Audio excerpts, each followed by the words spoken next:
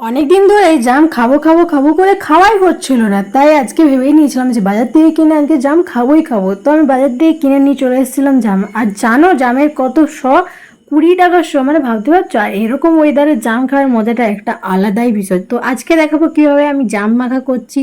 তার জন্য আমি জামগুলো ভালো করে ধুয়ে নিলাম, তারপর একটা বাটির মধ্যে নিয়ে নিলাম, তারপর নিয়ে নিলাম বিট নুন। আর আমি নুনটা একটু কমিয়ে নিয়েছি, আর এখানে ঝালও নিয়ে নিয়েছি মানে লঙ্কা গুঁড়ো। তার মধ্যে নিয়েছিলাম কাগজির রস, কারণ কাগজির রসটা খেতে একটু বেশি ভালো লাগবে, তাই আমি লেবুর রস নিয়ে নিয়েছিলাম।